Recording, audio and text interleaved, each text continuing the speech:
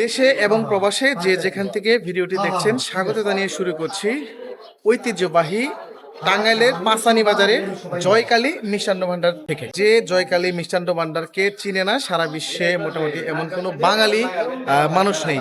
টাঙ্গাইলের ঐতিহ্যবাহী জিআই পণ্য হিসেবে স্বীকৃতি পাওয়া যে মিষ্টিগুলো রয়েছে তার মধ্যে এই জয়কালী মিষ্টান্ন ভান্ডারের ভূমিকা রয়েছে অপরিসীম।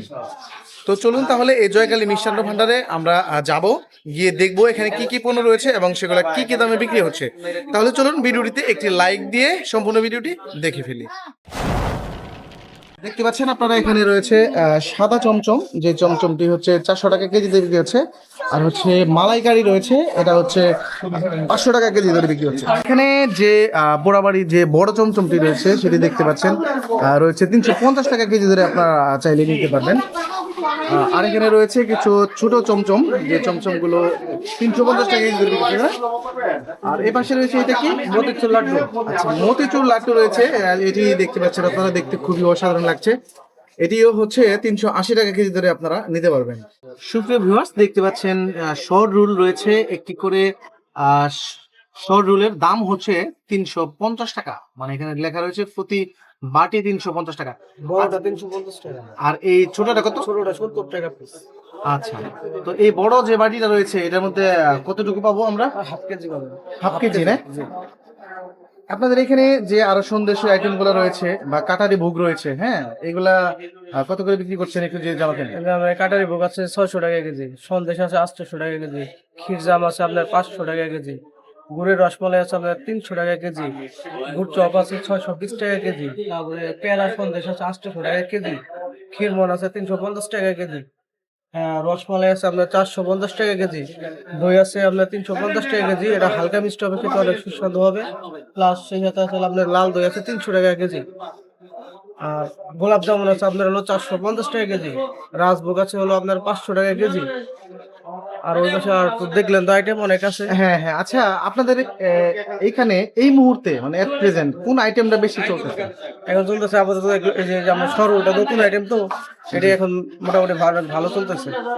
টাঙ্গাইলের এই ঐতিহ্যবাহী জয়কালী মিষ্টান্ন ভান্ডারে যারা ডায়াবেটিসের রোগী রয়েছেন তাদের জন্য সুসংবাদ রয়েছে।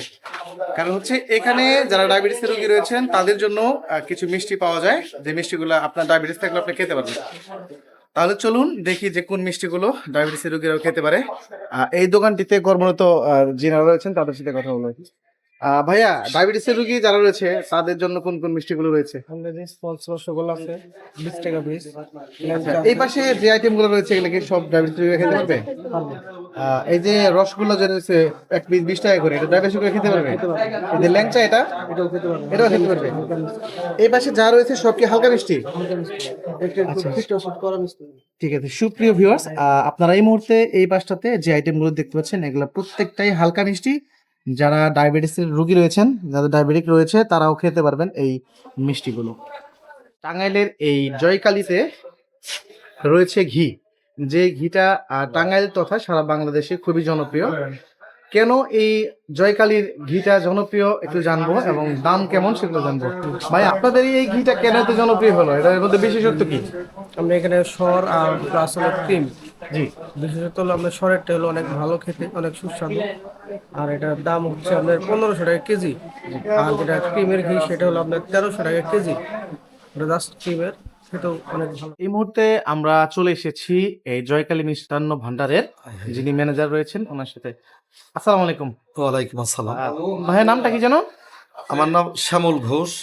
আচ্ছা, আমি এই জয়কালীতে প্রায় 36 বছর যাবত এখানে কর্মরত অবস্থায় আছি। সারা দেশব্যাপী জয়কালী মিষ্টান্ন ভান্ডারের একটি সুনাম রয়েছে, সেই সুনামটি সারা জীবন অক্ষত থাকুক, আমি সেই আশাবাদ ব্যক্ত করছি। তো বর্তমানে আপনাদের কি অবস্থা? আজ থেকে 5 বছর আগে আপনাদের যে অবস্থাটা ছিল এখন কি অবস্থা? মানে তখনকার থেকে কি এখন মিষ্টির চাহিদাটা বাড়ছে নাকি কমছে?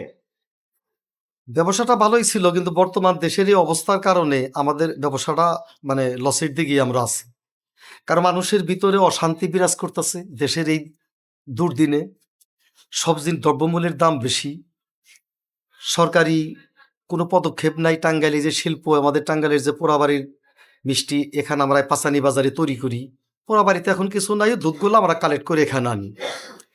তো এই যে আমরা দীর্ঘদিন যাবত এই ব্যবসাটা পরিচালনা করে আসতেছি, সরকার আমাদের প্রতি কোনো সরকারি কোনো নজর তারা দেয় নাই। চিনির দাম বেশি, দুধের দাম বেশি, দুধ পাওয়া যায় না, দেশি গরুর দুধগুলা দিন দিন বিলীন হয়ে যাইতেছে, গরুর খাদ্যের অভাব, গরুর যে ধরনের খাবার খাওয়ায় এতে দুধের মানের দিকেও খারাপ হয়ে যাইতেছে।